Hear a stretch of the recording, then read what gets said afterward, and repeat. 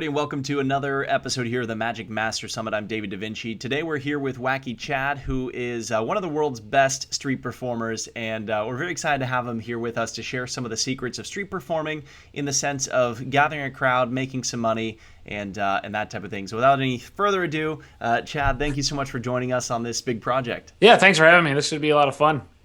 So I went to Australia when I was 19, and I just went by myself. I booked myself like 3 nights in a hotel. The rest of the time over the 10-day period, I had no idea where I was going, what I was going to do.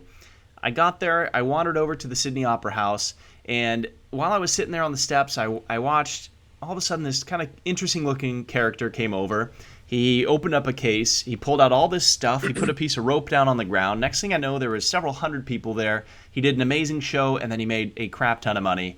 And to me, this was, I was blown away. I didn't know what to expect because as a performer myself, I'm used to, okay, let's book the contract. Let's make sure everybody is on the same page. We have lighting, we have sound, we have all these extra special features. The travel arrangements are booked, the hotel's booked. We get there, then hopefully everything goes as planned. You do the show, hopefully the show goes great. You tear it down, you drive home. Totally different world. And so I wanted to take this opportunity to chat with you about one, what is street performing all about? And we can go into all the little subtleties, which I know is your specialty, on how to get the crowd, how to make money, that type of thing.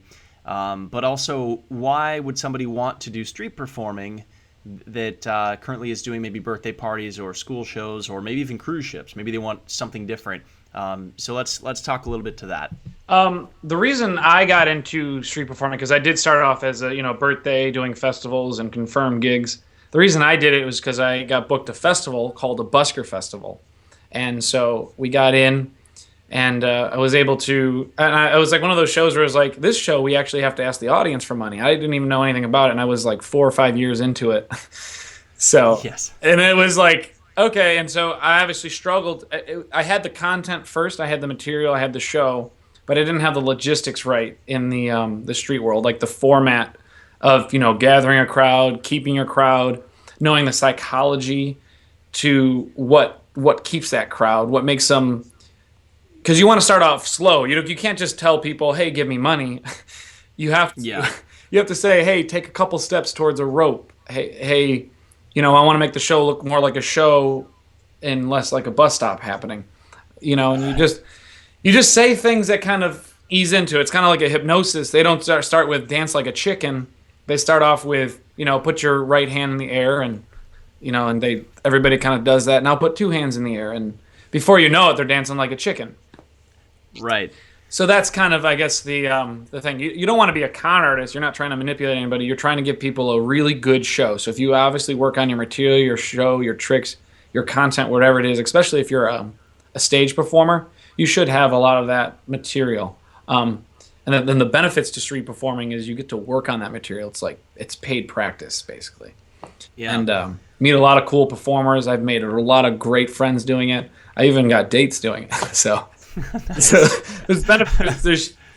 And you just learn by doing.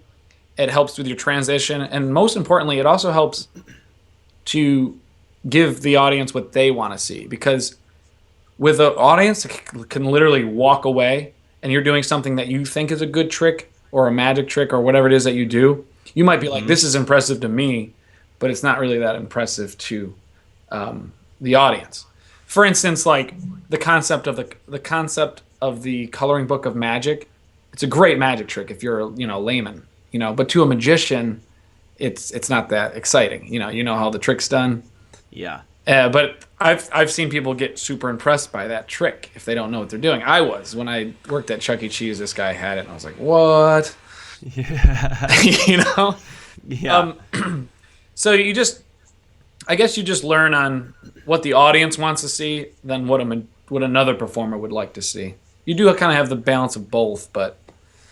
All right. Well, let's take it back a little bit. You mentioned you went to a busking convention. Now, for a lot of people, they may not understand what that term is. So maybe just break it down real simple. What is busking? Well, busking is just, it's instead of a paid gig, you're not paid by the festival or wherever you're at. It's you're going to be asking the audience for money. You're performing for tips, in short. Perfect. There's a lot of guitarists, bucket drummers that do it. There's different styles. There's walk by. There's strolling kind of entertainment.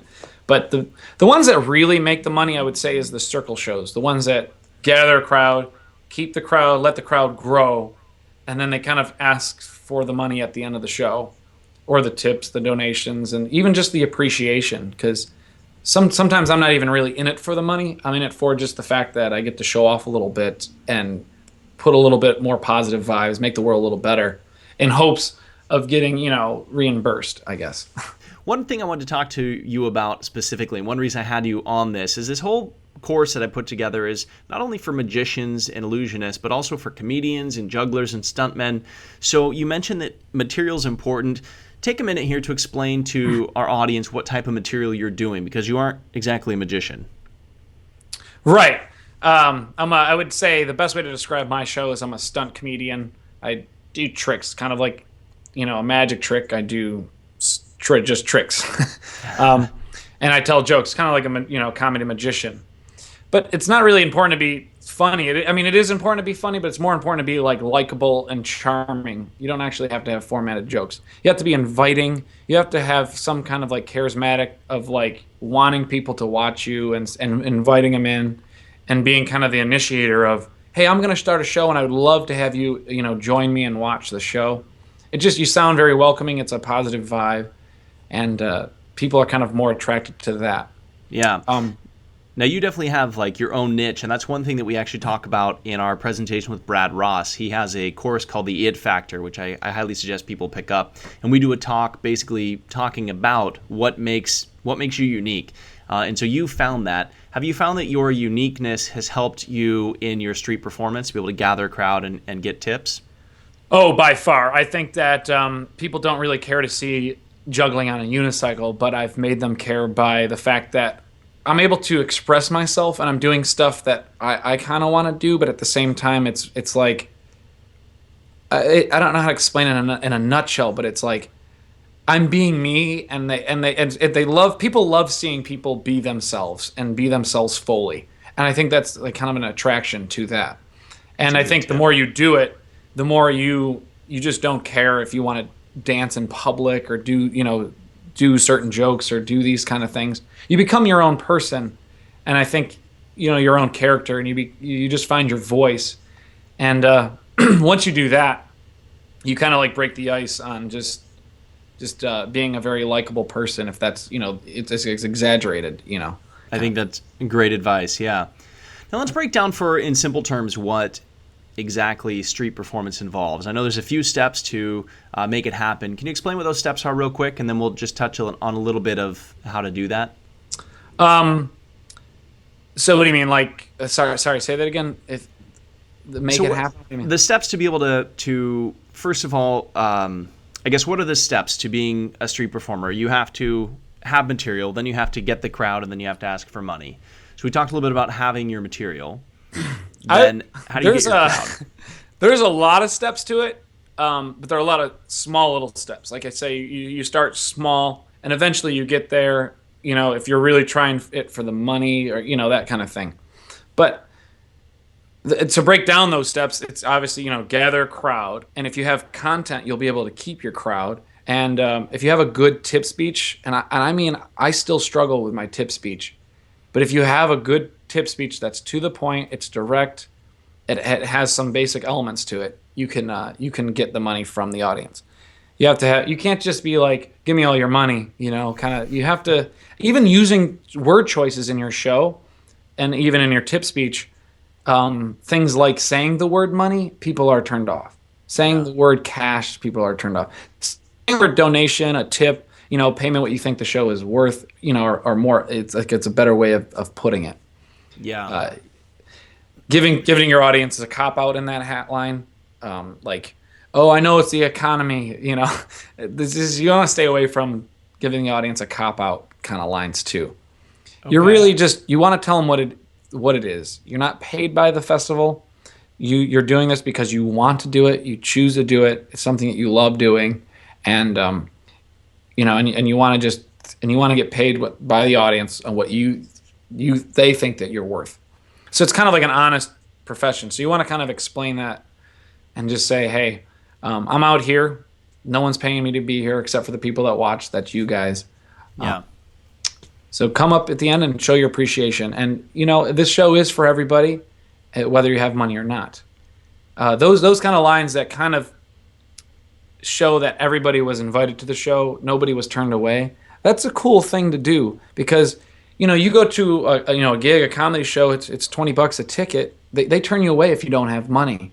Right. And I think there's some type of like, oh, that's a beggar. He's begging for money. You don't want to be that kind of guy. You want to be the guy that's like giving away his show for everybody to watch. That kind of like, oh yeah, I want to support this. That kind of psychology to that's just like the tip speech. There's so many things that you can go in on just the tip speech if you're trying to get the most appreciation from the crowd. Can you share an example of your tip speech? Would you be willing to? Oh yeah. Off the top of my head, you want to definitely thank them for. Okay, so I would say, my name is Wacky Chad. Check me out on the web, wackychad.com. If you go there, you'll get to see that I get to travel the world. I put smile and laughter in people's lives. And for the past decade, this has been my full-time job. This is something I love to do. This is something I choose to do. And I want to thank every single person out here for being here. So give yourselves a round of applause for that. So they usually clap. I also want to mention I'm not paid by anybody to be here. The only people that pay me at the end of my show is by the people that watch, which is you guys. And then usually I'm like, yeah, not that funny anymore, is it? You say something like that. And then you say, yeah, it's really simple. I'm out here risking my life, making you laugh for your whole entire family. If you're here on a date, you're here with your family. It's up to you what you think this show is worth to you for you and your family to watch. This show is for everybody, so whether you have money or not. So whatever it is, the worst thing you could do is just walk away. It tells me I did something wrong. Tell me I did something right by shaking my hand, taking a picture, and that keeps me doing what I love to do. So those kind of lines. And if you want to get like cheeky, there's a lot of jokes that are in there that I say like I'm saving up for a house. I only need $200,000 more. That doesn't include a girlfriend. She looks expensive, and I'm referring to the girl volunteer that was over there, kind of thing. And so you definitely want to have some break the ice kind of things. One line that my friend uses is I think the show's worth $5. If you don't agree, write your complaints on a $5 note. Right. That's great. Put it in my bag. You also kind of want to tell them specific instructions in your hat speech if you can. So say, at the end of the show, I will be standing out here with a bag. At the end, please walk forward and put some money in, put a donation in my bag based on what you think the show's worth. So they can kind of visualize that ahead. You can even be as specific as like, take it out of your wallet, take it out of your purse. You're just giving that visual so that they see themselves doing it. Yeah. No. How much money could somebody expect to make doing this full time, and what does that look like? Is it once a weekend? Is it every day? Is it 5 times a day? What does it look like to do this full time, and how much money can you make? That's a very good question because there's a lot of variety and there's different levels, I guess you can say. Like it's like asking a comedian, how much money can you make? Well, I mean, it's either asking Dane Cook, somebody that has made a lot of money, or somebody that, does the commercials, the TV works, the gigs, to somebody that solely just does street performing. So there's so many different varieties of performing. So it's like, how do you get paid for your skill and your unique? There's some acts that get paid more than others, and they can be like visual acts. Tall unicycle acts might make more than somebody playing, music on the ground. But they can spend more time, doing that. That's just the logistics of street performing in general. The way you make money though is the way I would say the best way to make money at street performing is to connect with other performers, other street performers. Learn and develop your material on the street. Know what the audience wants, and that'll book you gigs. And you can almost say no to gigs because you can make, if you're good at street performing, you can almost make more on the street than a paid gig. Okay. Can somebody make like $500 in a day, or we talking $5,000 in a day? Like what does that kind of look like? I've heard both those figures from different street performers. Wow. So, but I mean, if you were to go at like average kind of thing, um, I wouldn't want to do a show for less than $100, unless it was for 20 people or 50 people, and I just was like, you know what? I don't care if it's a slow Tuesday morning. I kind of want to be out here practicing this trick, and if a couple people see it, whatever. So knowing that you might bomb, it's not really necessarily about the money. It's more about the practice and the exposure and the fun. And like I said, you meet other people. You can even get dates. So you benefit more on like the life benefit. I know I'm trying to beat around the bush on what I make, but if I was to give specifics, I hate saying this, but it's like, I would say $250 would be a good average, and that's putting all the bad shows in there. But that's because I don't usually book gigs on weekends, and I usually perform on like Tuesdays and Wednesdays. Highest hats I've made in Switzerland. I've seen $1,000 hats. These are records though. These are like one show $1,000. Once you do the translation to United States money, Right. the U.S. dollar or whatever. So it's I would say average 250, high probably 1,000 for my show, which is unheard of. That's pretty exciting for people because looking at and again I keep going back to the birthday party market, but I've got friends who are really trying to make it in the birthday industry, and I have some friends that are really making a great living with it, and I have other friends that are really struggling, and they've quit their regular job or were laid off from their regular job, and they want to make it in libraries or birthday parties or anything. And so it seems like street performing is a great way to do that because, like you said in the beginning, some of the benefits, you don't need a contract, you don't need to be booked, you don't need to be paid by anybody. You can go out and you can practice your magic, and you get that instant feedback of, hey, am I doing the right material? If you get no money, I imagine you probably look at that and think, okay. Or even if you just get people to walk away. I mean, you're doing a library show, you're doing a birthday party, they can't walk away. But the thing is it's so like, I don't like this guy. You know what I mean? Done. Like, it's very instant. And that really messes with your ego sometimes, and you think that you did something wrong. It could be so many factors, because there is a lot of factors to an outside performance, like the weather. They could be late for something. They're not expecting to see a performance. They're trying to make a dinner reservation. They could be even wearing bathing suits, and you're performing for a bathing suit audience, and they don't have cash on them. I mean, credit card money is actually I would say the biggest struggle right now with street performers, is because if I was to ask you, I don't know, how much cash do you have on you right now? Well, I see. I'm in a different boat, literally. Okay, Like since I work on a ship, I look like I'm going to the strip club. I'm full of like fives and ones because we always take taxis. So I usually keep around $1,000 when I'm working on and off the ships. But I know that that's rare because when I'm not on a ship, I usually have maybe $5 or $10. And what pocket do you keep that in? Yeah, right. I keep an outside backpack pocket, the one that's like on my back that I can't see or feel. Right. Yeah. But yeah, so that brings up a point which actually makes me think, it makes me go in a different marketing direction altogether, because one thing that I know that people could do to capitalize on that audience is Glenn Foster has a magic routine. I won't say much about it here, but check the rest of this presentation, because Glenn Foster has a presentation on this trick, but it's a trick that he does that gathers people's information or gets them to connect with you socially. And there's a fantastic book, there's a bunch of different resources out there on, once you have your customers' information, how do you then market to them? And this could be to book a show, but it could also be just to sell them a video of your street performance. Like, they might remember that moment and know that they couldn't pay you at that time, but they sign up for your email list one way or another, whether it's through a magic trick or it's through something, and you can market to those people for the next 1 to 5 years potentially. But have you thought about using any credit card types of donations? Yeah. How does that work? What have you done? I actually say I'm not one of the first, but one of the first to really try to do it. And I did a busker festival, and I had a sign made, and it brought a lot of conversation, because the thing about the tip at the end is there's this real subtlety to not make money an important factor. And when you mention the word, I can get paid by credit card, it somehow changes that psychology of, oh, he's asking for credit card? Ooh. It makes it kind of like demanding. It's kind of like if you go to a restaurant that there's no service to it. They just make your burrito, and all of a sudden there's like a tip thing in the I thing. hate But I that. didn't get, I have to fill up my own water. I have to do all that, and there's like a tip thing in the credit card thing. Or it's like, wait, I like, and you just want to like check off, but they have it for credit cards, tip, Yeah.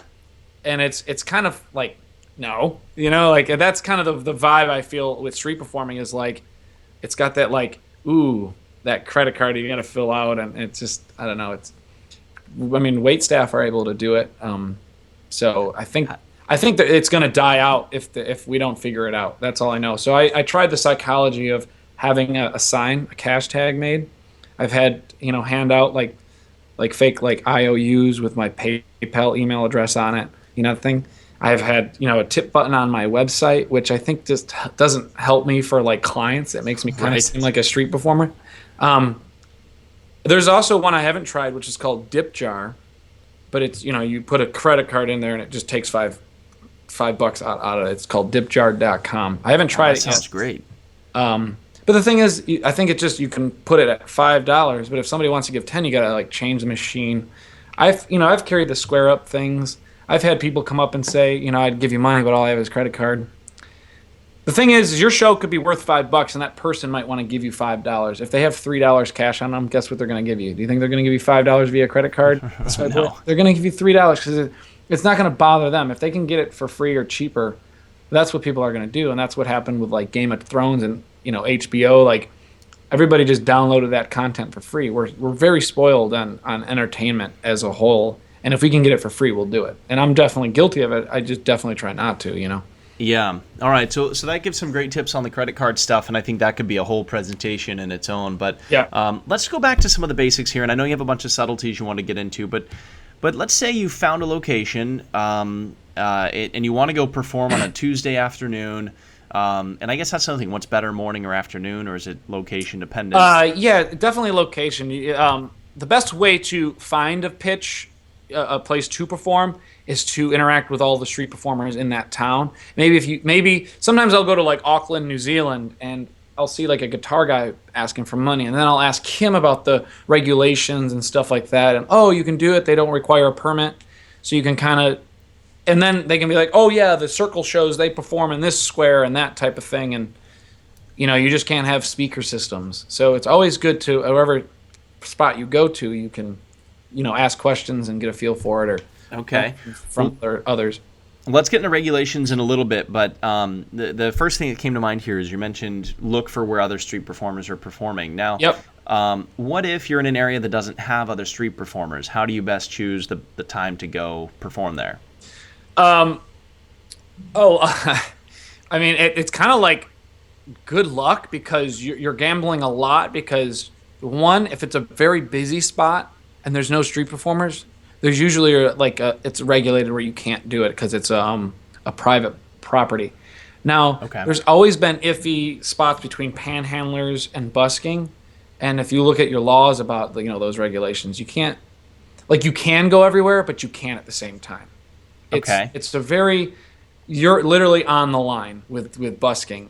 So if you wanted to perform and you see it's really busy, I mean, try it, pinch a show. I've done it millions of times. Sometimes you won't know which way to face, which way the sun goes, which is the best way for where the crowd will gather, which way your back should be to the audience.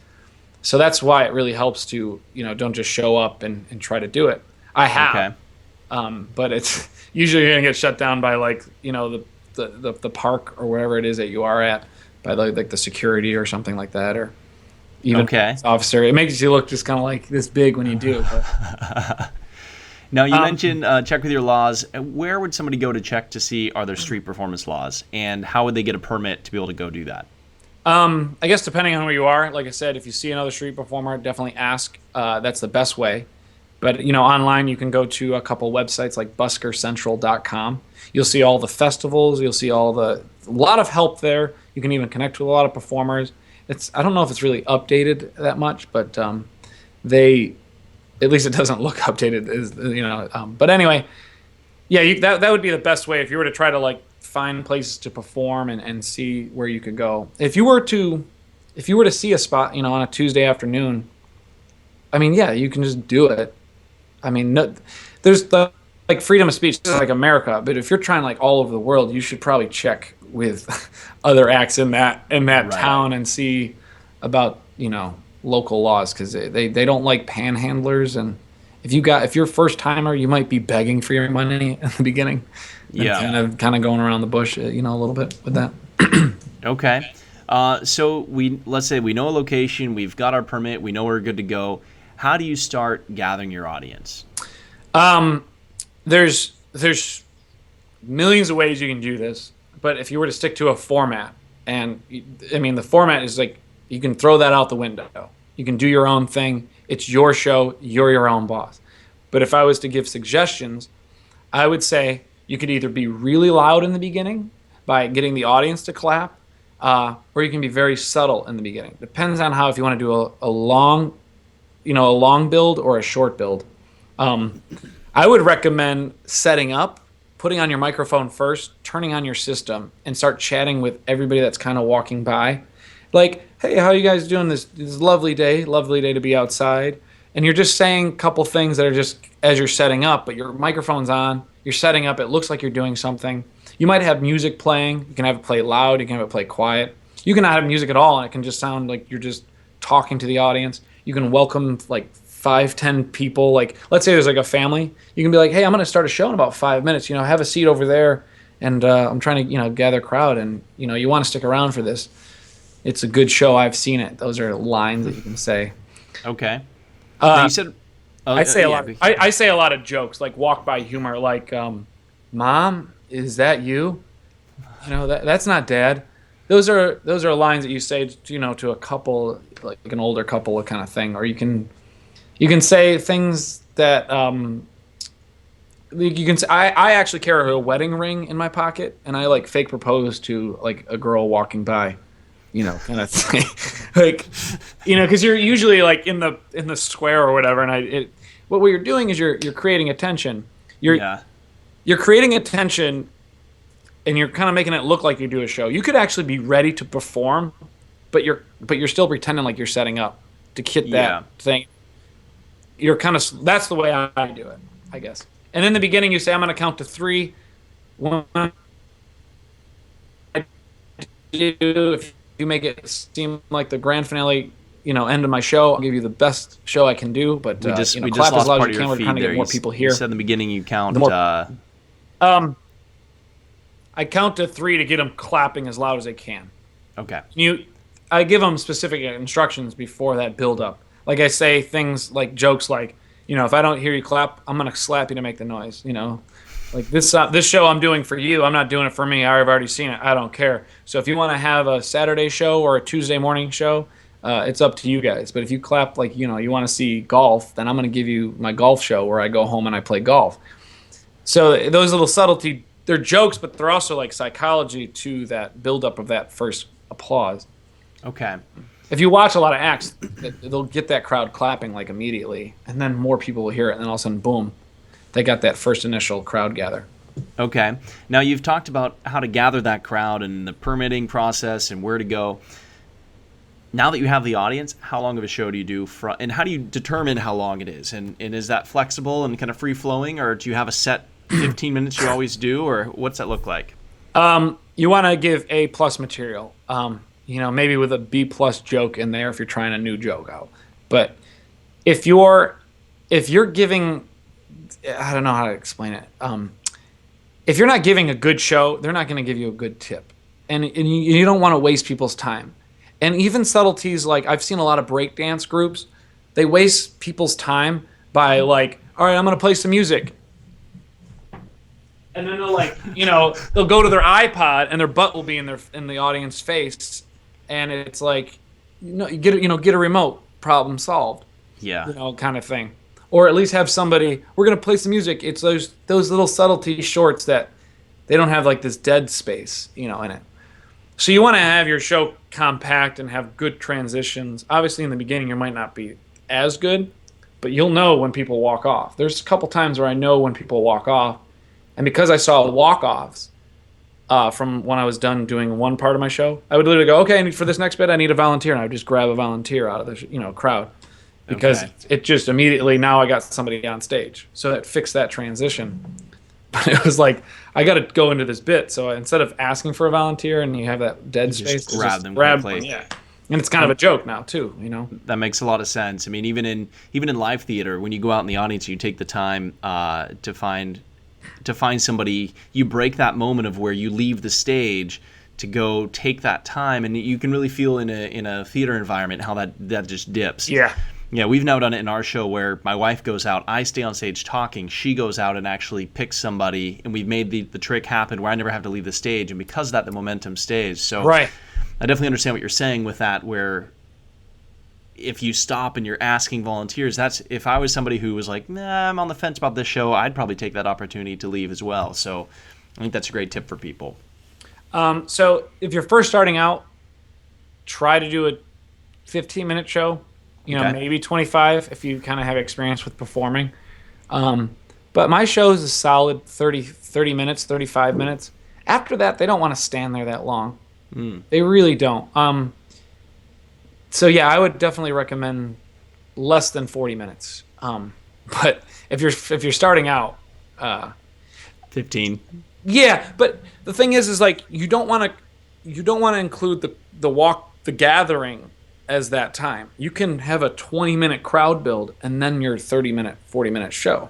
Okay. You can mix them in a little bit, that kind of thing. If you're obviously setting up, that's not part of the show. So I've done 40-minute crowd builds, where it would just, people would think, I was traveling with a magician friend of mine. He's like, there's no way you're going to get a crowd. It was like dead. But I slowly, one person at a time, I'm going to do a show. I'm going to do a show.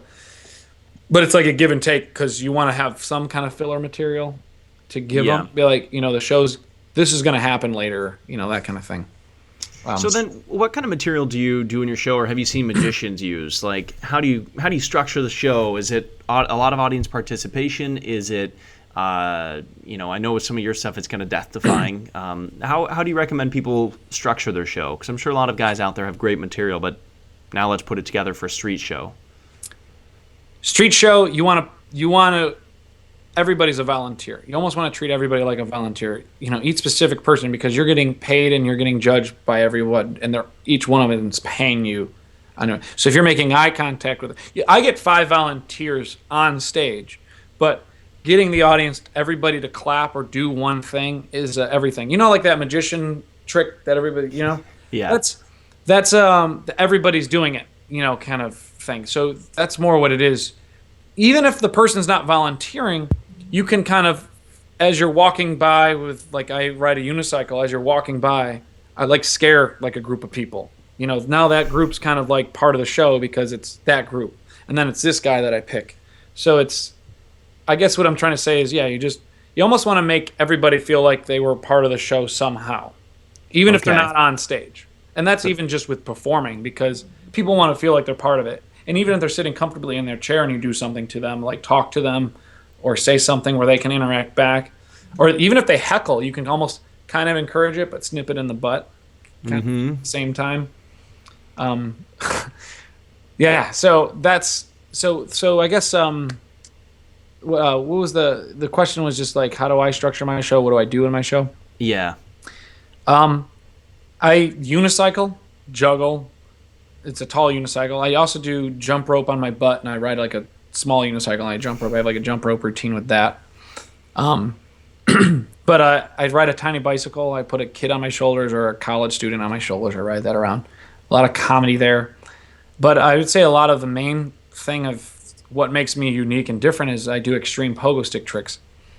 A lot of people, that's what they want to see. It's different. It's unique. It's like, whoa.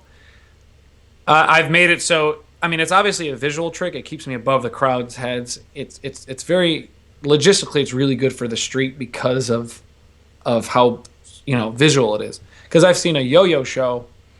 It's a yo-yo. But I would say he's better than me as far as like skill is on how much time is spent on, the talent of it and stuff. But, logistically, I just think that the pogo sticks really help me on how visual. It's also dangerous. So you have to have like, danger, skill, comedy, you got to be likable, charming in that kind of pie. I would say comedy is the one, like that likable personality is the one that wins all of it. You can, you can do nothing. There's mimes, there's clowns, there's people that just have show that rely off of not really necessarily tricks, but more on the just it's a comedy show, in the street. But if you just rely off the trick, people kind of don't really care to see it. You got to make them care. So if you're going out there and you're doing a show, do you typically do one show in a day, or do you do a couple of shows? I would recommend at least doing 2, because that setup time, it's like every day you're getting there. Sometimes you're stuck in traffic, because if it's busy, it's a good thing that you're stuck in traffic. Yeah. So you want to try to get there a little earlier than the day goes on. You want to set up your show. You don't want to just set up one show, tear it down, and then leave. It's like that's a whole day just to do that. If you do 2 back to back, at least you've done 2. You might have to wait around for another performer, so it's like they go, you go, then that kind of thing. That's where you can kind of really benefit, because the balance is like work and play. And I'd rather do 2 shows in one day and then have the day off than to do 1 show a day, because it's like that kind of thing. If you can do 8 shows in a day, if you got that kind of show, do 8 shows in a day and have the whole week off kind of thing, or 8 shows a day, Friday, Saturday, Sunday, or whatever you think is a good day to perform for you. Okay. As you're saying this, I'm running numbers in my head, and it doesn't seem that difficult to turn. Well, difficult's a relative term for this, but it seems very possible to make $100,000 a year street performing, as well as gain other contacts and get other shows. I think that's the part that people it is possible, but it's possible if you're a good performer, and it's possible if you're getting booked gigs, because there's only so many, because a lot of it's getting there, and getting there is expensive, and that's the part people don't see. The eating out, the traveling, so I mean, I spent $15,000 in flights alone last year. I mean, yeah, I don't know to if go it's do good street performance. To go do everything. I mean, like gigs, whatever it is. So if you know how to minimize those expenses, you can definitely profit more. But there's a lot of expenses in props, in sound equipment, microphones. I just went through a floor as my last gig. My pogo stick broke, so I have to use my backup till I get the part. It was kind of funny, but those type of. I mean, that rarely happens, but I'm on a pogo stick. That's a huge part of my show. Yeah. So yeah, if you can know how to not eat out and cook, if you can know how to balance your money, just because this lifestyle, a lot of people, they drink alcohol, they smoke cigarettes in between. It can almost burn you out, because when you're at the pitch, you want to try to improve your show, not like get stagnant. And so many acts I see get comfortable with the show that they have, the music they have. They don't change it up. And I think it's, change it for you. Don't change it for the audience. You might have a show that works, and I'll make a show that doesn't work again and start all over, or subtly mix it in. And that'll really help you want to go, and then you'll create more out of that dead space of, instead of using a stock line here, say nothing, and then you'll come up with something, because you'll be this dead space where you want to say something, and then knowing that it's beneficial too. So you've had the chance now to answer some of the questions I had for you, but I know that you came into this with some of your own notes, so let's take a minute now to go through some of the things that you want to cover over the subtleties of performing, and any other notes that you had. Subtleties to a good show is, if you think you have a good show, a stage show, and you want to bring it to the streets, knowing that as you're in the streets, it's good to be seen and heard. So you want to have a good microphone and a good portable battery-operated system, because a lot of the times where you perform, you're not going to have power. You want to kind of have a self-contained show that's portable too. So I'm able to fit a really tall unicycle, a pogo stick, a skateboard, a tiny bicycle, all in a 50-pound golf bag, and I'm able to carry it on the subways and wherever I need to end up. Because a lot of times you'll park your car very far away from where you actually perform, because usually a good spot has a lot of traffic to it. Yeah. So knowing that in mind, you want to get there a lot earlier than where it becomes like a really just crazy to park your car kind of thing. Because you can literally be stuck in a car when you could be making so much money street performing. Right. So that's actually what happened to me during the Boston Marathon thing. I was stuck in a car. I was trying to park, and I'm kind of happy I got stuck in traffic. Jeez. But yeah, That could have been bad. so yeah, right. No, yeah, it's just one of those things. No, yeah. So having I use a MyPro 303. The receiver is built into the thing because you also have to battery operate your microphone. There's tricks to do that with a plug, but you're carrying a lot more stuff. So Yeah. eliminating stuff is always a good way to go. I have a 16-inch unicycle wheel, so that way it can fit in the golf bag. So I had to kind of relearn how to do, certain tricks on even a pogo stick because I used to carry two pogo sticks with me, but I combine all the tricks that I know on one pogo stick and put it to the bigger pogo stick kind of thing. Okay. Now you mentioned the microphone and speaker system. Can you talk on that a little bit? The model you had again is which one? I use it's called MyPros. That's the name of the brand. They have a really small 6-pound lithium ion battery called the MyPro 303. They go up to a 505, which is probably a good one all around for gigs and street performing. These are all battery operated, and I have a really big one, the 708. So if I'm driving, I mean, you could fly with this thing. It's going to be extra bags. If I'm driving, I'll use this one along with my 303. So the microphone goes to both, and it receives both of the things. So I can have my music on one speaker and my voice on both speakers. So if you get a big circle show, people can hear your voice at least, and the bigger speaker obviously has the music. So Okay. Cool. That's a good tip for people. And the microphone comes as part of that whole package, or are you buying yeah, the mic it's a very separately? good solid. It's not super expensive. It's not the cream of the crop, but I mean as far as portability and getting your feet wet, it's a really good one. Some of the older versions where the Fender amp can is not so great. They had Yeah. Roland Street Cube, which was battery operated. You can use 6 AA batteries, but you'd always have to change these batteries out. I mean, it would last you. So it's good to have a rechargeable one and make sure it's charged because there's so many times where I would go and the button got switched on because I put the thing back in my car wrong or, I just didn't charge it or whatever. And then I had to use another street performers who helped me out. It will happen and you'll be like, oh, I'm at a gig or I got the biggest crowd in the world. You go to turn on your speaker. Now you got to do a show, screaming and yelling. And you could have done 8 shows in a day. But now you're only able to do like 2 because it's really hard to gather a crowd without that extra oomph, and especially in a very, very condensed festival or wherever it is. Make sure you have an extra pair of batteries for your microphone, whatever it is you have. Those little things, just kind of have that common sense about the portability and the sound quality. Yeah. Every show I do, I actually go out and I test my sound where the audience will stand. A lot of street performers don't do that. If your microphone sounds like your microphone, then you should probably get rid of it. You want to make your microphone sound like you're standing next to the person and they don't realize you have a microphone. You want to just, there's no microphone element to your show. It's just they can hear you and they don't even know why. It just goes in their ear easily, and nice. The levels are good, the tone, all that stuff. Test out your speakers. So the MyPro is a great one. The cream of the crop, the one that I would want to get is the Stuffin' Things MK4.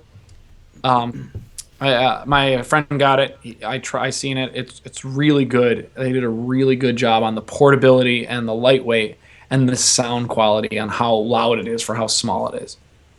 It's like 3 times louder than the 303, and it's about the same size. Okay. And what kind of price range is that to purchase? That's about $1,200, and the MyPro 303 is about $500. That's great. When you look into getting microphones, you might spend about $200. You can have the headphones, or you can have the ones that go in the ear. If you're an acrobatic, this one's not going to be as good. If you're a magician, it might be simple. Depends on preference, that kind of thing. Yeah. You could probably try a few microphones out by other performers you might meet on the street and say, "Can I do that?" Get a remote. There's one that I've told a lot of magician friends and they love it. It's called the AirTurn Digit 2. It's $40. It's Bluetooth to your phone, and it works. There's no receiver on the iPhone because it's Bluetooth, so you just need the remote. Super usable. It's rechargeable. You don't have to worry about the battery dying. You just got to make sure it's charged.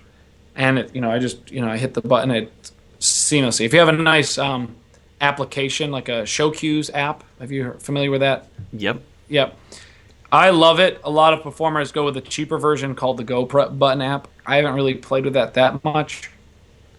Or you can even just use a playlist on your music, but you're going to have nothing tracks in your thing, so that way it kind of pauses it, if that makes sense. Okay, that makes a lot of sense. It So doesn't like a just go on the 10-minute next nothing track. Yeah. That's kind of the cheaper way I started off, but $100 show cues app, and then AirTurn Digit 2, it's $40. You'll have the best sound system and I've tried everything. I've tried other magicians, the iQs or whatever. I've tried the iJet Nav. This is seamless. It works great. There's a thing on Amazon I just bought to make it a little bit more longer range that I did a school performance and they had it. It's like $20. It's like this Bluetooth, Bluetooth extender, right? Yeah. But yeah, I just heard about those. You have to plug this in. So it's good for like if you do a stage gig, you gotta, but if you're close to your phone in the street, you can set up your music where you're close enough. It goes 60 feet, so you're not going to really be that nice. Yeah, and I've actually heard a podcast that Justino Zope was featured on, and I don't remember if he said it or the person who the interview said it, but it was like the extension for the Bluetooth made it so like you could be like a mile away and it would still work. I mean, it just sounded like incredible to get. So I don't know if there's probably different levels of like Bluetooth extenders, but that's a great tip for people because then you might be running into all sorts of you push the button, variants. it doesn't work. I think we've all been there with our remote systems. Yeah, and it's not fun. This one, I'm telling you, I've changed. I actually carry 3 with me because I know that if I do a show and there's another performer, they go, "Where'd you?" I tell them about it, and I'll just say, "Yeah, if you just give me $50, I'll so that way they end up actually having it." Because a lot of people don't actually want to go online and spend the money and wait 2 days to get this amazing system. But if it's like right there, it's like, yeah, give me $50, and I'll buy them for 45.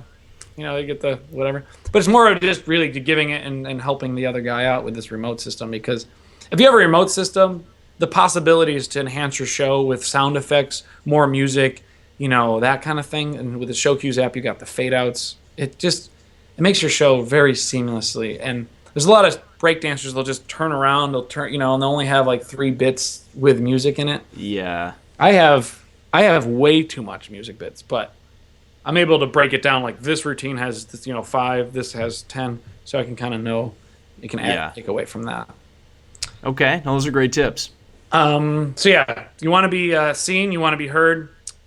Huge one that I would recommend is you can be the best performer ever. If you don't have these logistics like crowd control, you won't make money because there's so many times where I see a really good performer and their crowd will be maxed out at 100 people around them, when if they just put their rope a little bit more out, they could have had a bigger crowd. In a bigger crowd, more people are in the front row. People in the back row aren't going to pay attention. They're not engaged. They're looking around. They're like trying to do that.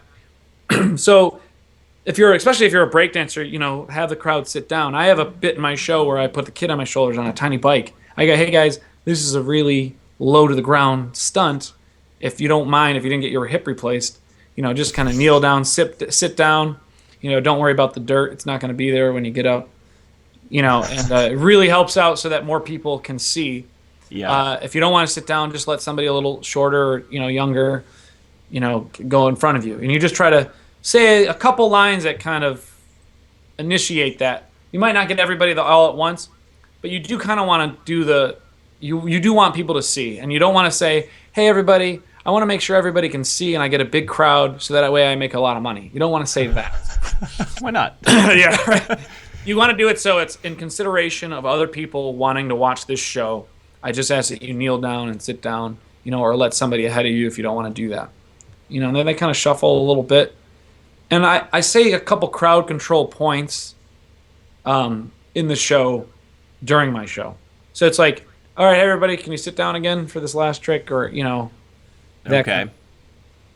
It's crowd control. I mean, there's some really good acts, and it's really important to know where your crowd can sit.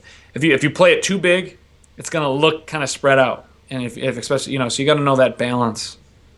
And it helps sometimes even knowing where to face, because people don't collect just on like this.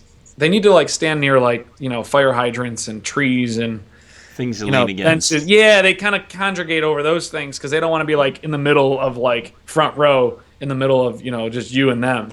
They need to like stand Right. next to people. That's why it's easier for people to in a bigger crowd attract crowd. That's a really interesting point. Like So not giving an wanting. excuse to where to stand, like a rope, helps, or even Yeah. yeah, exactly. Like the you use the rope, kind of thing. I've learned how to do it without the rope. It's easier to do it with the rope. I just don't want to carry a rope. You got to carry a rope. So a lighter version is water. You can spray water, but then you got to fill up water everywhere you go. So you got to make sure you Right. got water. But I've just got better at just go, move forward. I just don't even care like anymore. I just kind of got lazy about it. But if you're starting out, you do want like rope or like a little bottle of water. Now, the subtlety to the water bottle is you don't want to spray it like 50 feet away from somebody because they're not going to come 50 feet to the water. You want to start it out with like you're only a couple of feet, so all they have to do is walk like a foot, maybe less than 2 feet for the first part. And then you can start gradually making it so they have to come, like the rest of the crowd, has to walk Closer. 5 feet. But people will see those people move up, and then you can kind of, get the rest of the people to move up where you want them. But you want to start with spraying it there, Okay. closer to. It's a subtlety, but it's like something my friend taught me. How, what he also actually runs a street performing coaching kind of thing where you can go and he'll teach you how to become a street performer and that kind of thing. He'll watch your show and give you like recommendations on it and stuff. Oh, nice. Do you want to share that information for people here? I don't know his website, but his performance website is thehumannot.com. So Okay. if you go to thehumannot.com, he has like like a coach for street performers or something like that. You might have to contact him on his performer website and say, "What's your website for that?" I don't have it on the top of my head. Maybe we can edit it in once I ask him. That kind of Hey, thing. no worries. No worries. Cool. No, those are really good tips too. As far as what to wear, and we'll start with that. What do you suggest people wear out there to, one, get attention as well as either blend in or not blend in? How do you figure out what to wear?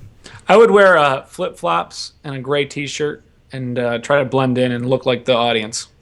I'm kidding. I'm totally kidding. Like, what? Absolutely not. There's a reason why you have spiky hair. It's you definitely. The more you stand out, I mean, there are people. Even if you're that guy that has a lot of tattoos or you have that, you got to have that look that really separates you from. That's a lot of musicians do. I mean, just look at all. You really want to stand out. You kind of find your own style, your own outfit on your own. But you definitely want to wear. I wear bright colors. I wear orange. I have an orange unicycle. Everything's orange. It stands out on the street. It's very visible. Orange, big orange shirt. With an orange helmet, matching shoes. I don't have to wear because I do extreme pogo stick stunts. I can wear kind of more comfortable clothes as long as it's orange. Like I'm wearing orange sneakers and a T-shirt and an orange belt, but it's very like it's basically T-shirts and shorts, but it completes the outfit when it all matches, I guess. Yeah. I have a theme, Yeah. Now, tips for maybe maybe an kind of a slightly older performance group. I'm picturing somebody in my head who I'm trying not to say. So, what kind of tips would you have for somebody who is, let's say, middle-aged and very kind of conservatively dressed? Like, where would they start for attracting attention? Because if they're outside at a park, they may or may not want to be wearing orange pants. What kind of tips could you give to somebody? At least dress up, look nice. Presentable. You want to look attractive. You don't want to just be like. Like you just woke up, like, cowlicks, and you know what I mean? You want to look like you did something that is like you care, and it shows that you're a performer. A lot of street performers, they'll go to the same pitch, have the same show, and you'll even like smoke cigarettes on the pitch, and it's like they'll count their money on the pitch. It's just something about that look that you don't want to look grimy, you want to look. And I've definitely been guilty of it. You just get in that groove of things, and you're just like, just wear the same T-shirt and shorts and whatever. Right.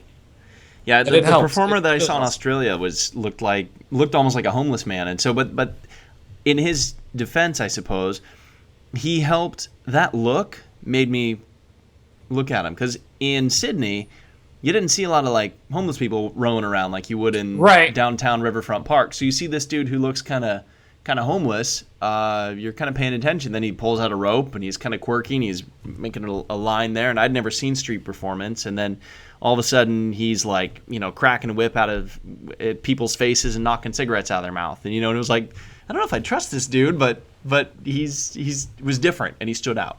If you have the look, and you have business cards, that kind of thing. You can have promo material you hand out. If you have the look that says, boom, you could probably get the credit card money. Would you give your credit card information to this guy? No. So exactly. So if you have the look of kind of trusting and stuff, it's also, if you have the look like you're gonna swear on your show, or you're gonna be mean, or you're gonna not be family friendly, a lot of families won't pay you, and that's really kind of where the money is if you really want to make money, because school groups, they're good at gathering a crowd, but they're not gonna give you money if that's what that's what you're in for. So knowing how to filter out your crowd to get the people that want to just have a good family, a nice little date where you don't have to really talk. There's a lot of acts that use that shock humor, and you can almost say whatever you want on the street, but you're getting a mix of all different races and religions and cultures. And if there's another show over here that's a breakdance show and they have the F-bomb in their show, it ruins it for me, because they're going to go over to my show and be like, we can't watch another street performer, because I don't want my kids to hear this kind of foul. Like, I don't know. Yeah. I want to know that he's going to be, So it almost seems like the bright colors work to your advantage, because you don't associate like hip hop with, somebody wearing orange pants and orange suspenders. Like, you picture hip hop, it has a very specific look and style to it. So probably match your look to the family friendly crowd. Like, turn on Nickelodeon and dress like that guy. there's like there was this guy. His name's Paris, the hip hop juggler, and he's got the look. He looks like a clean cut. He might wear his hat backwards, but it's not like a grimy kind of label. Mm-hmm. And that's the thing. You just want to put yourself in a good look where you don't look homeless. You look like you took care of yourself that morning, and that. And you don't want to be wearing a gray T-shirt unless like gray is your theme. You want to be wearing something that really does have a little bit of colors to it, or not colors, but just more like I don't know how to explain it. But there's, you got spiky hair. There's you just want to have that little extra thing. Yeah. The more you express yourself, the better. The more you can have whatever it is that you're trying to accent, the better. And I think for people that are watching this, take a look at the Magic Master Summit website, and you'll see that every performer that we've hired to be part of this group, every one of us has our own unique something about us. And that's why I mentioned Brad Ross earlier. That's a huge, very important thing to follow, is what is it that makes you unique? And then for adapting that to street performance, making it, as you're saying, something that looks approachable and kind. Like for me, I've got the spiky hair and the piercings, which in early 90s would have maybe not worked as well as it works now. And I've got, bullets on my boots, but I've got almost like this glam punk rock kind of mix, and it works for me, where everybody kind of has their own style. And so just to echo that out and really make that important for people to realize, find something that's unique for you and accentuate that and adapt that to obviously street performance, I think will help people a lot. And a part of your outfit, I would say, is the smile. That's what they say at Disney World. But if you're kind of like miserable and you look like you're stressed out, like even Gazzo, he might have that show, but this guy smiles. The first time I've seen him perform was doing a family show in a Muslim-based country. He was doing a kid show, and I thought he was very professional. He had the look, and he was really good with the kids. And I was like, wow, I was super impressed by this guy. Obviously, he has like a kind of a shocky kind of humor on the street show, but he knows how to adapt. He knows how to work to the audience. He doesn't just say whatever, and like kind of thing. He might, to filter out his crowd in certain, parts of the globe, but you do have to be aware, at least, on the label you're creating yourself to, the vibe that you want to give off and give out. Yeah. All right, we've got about 5 minutes left here before we need to start wrapping up. Any other things on your list that you want to cover here before we get towards the end? Work on your hat line. Your hat line. your hat line. It's slang for tip speech. I say it all the time, hat line, but it means tip speech because back in the day, you used to pass the hat. So you'd be like, volunteer, pass the hat, kind of like church kind of thing. Yeah. So you do that, but tip speech is more the what is it? The slang. That's what you basically what I'm trying to say is you want to work on your tip speech. I'm still working on my tip speech. I've been street performing for about 8 years. It seems like that's something that's going to always evolve. I would say the thing that street performers talk about amongst each other is their tip speech. That's the part we try to, tell each other advice on. Obviously, we tell each other other advice, the logistics, the crowd control part that can really help us get money. Because that's what we're trying to do is we're trying to get money from the audience. And more so, obviously, getting the audience to like us to the fact that we're not just getting walk-offs. That's more what we're trying to do. Yeah. So tips on, how can we get the most from our audience because we gave them something. Now how do we get something in return out of them? So in reference to the hat line or getting tips, I want to strongly suggest that people read this book. It's called Influence, Science, and Practice. I'm going to throw that here on the screen so everybody can see. It's a phenomenal book, and it talks a lot about exactly what you were saying there. The psychology and how important the psychology is to not only structuring your show and getting your audience, but this book will go into how to get people to just hand you money. And one of my favorite examples that's like irritating, and it will actually make you physically angry listening to the book or watching or reading that book, is when they make the reference to car dealerships and how they get you to purchase a car and make a killing off of you. And all the techniques that they use, they break it down to the psychology and the actual science behind it. But that book, there's several things that you've brought up throughout this presentation that reminded me of things that they go really deep into in that book. So I really suggest that people go out there and buy that book, Influence. It's available from Amazon, or you can go through Audible.com, which is my personal favorite, to be able to listen to those books usually in the evening and soak it in. So I'm thinking about it all night. But that'll definitely help, I think, with everybody's bottom line there with the hat line. Yeah. I mean, there's a lot of websites and books, and like I said, other performers can help you out. Locations, sound equipment. Like I'm glad people are tuning in to watch this. It's if you're actively pursuing something, you got to almost absorb it and just be really involved.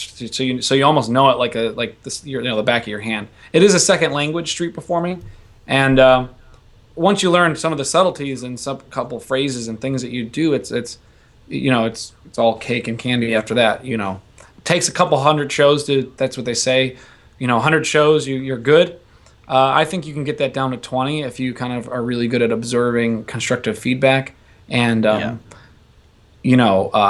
getting and absorbing advice. And wanting to fail. Like, I want to do a street show, and I don't care how bad I crash and burn. I don't care how badly I embarrass myself.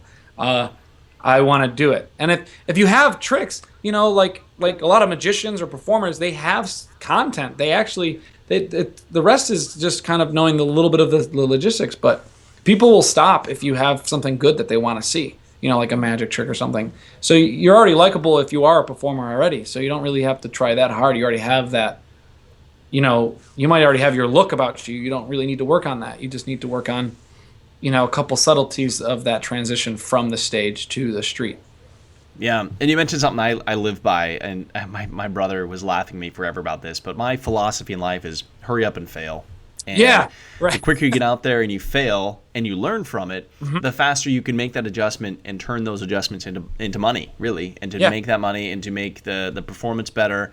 And if you don't fail, you're not going to learn as well as if you do let yourself fail. Those mistakes and the hard times are where you're really going to learn your life's lessons and your performance lessons, versus if every show is just, oh yeah, it was a good show, no, you need to hit bottom every once in a while and see what that failure looks like so that you are motivated to improve and make that show better.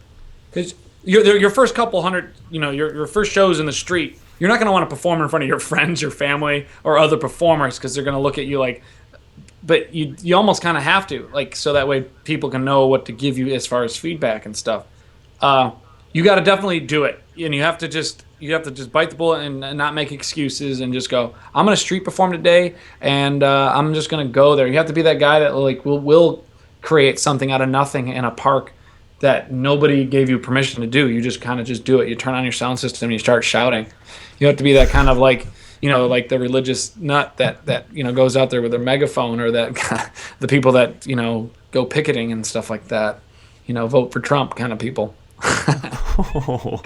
The timing of this is just going to be great. No, I'm just saying, like, you at least have to have something like a fire and a motivation inside you to want to go and do it. And if you keep making excuses, well, I think you'll love it once you just do it. And you got to just do it.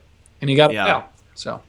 And I hope that the people watching this are not the type of people that are just thinkers and just like, oh, pretend that, someday I want to do this. I hope that the people are watching this that are actively wanting to make their career better and actively wanting to become a better speaker, a better performer, a better marketer, and a better person. And I think that's the audience that we've attracted. And I think that what you've had to say will really sink in. And I would be willing to put money on the fact that there's going to be a handful of people that watch this that will put in the time and effort, and hopefully in a year's time come back with a video and say, hey, Wacky Chad, here's what I did. I did a good show, and I'm making $500 a day doing street performing. So it'll happen.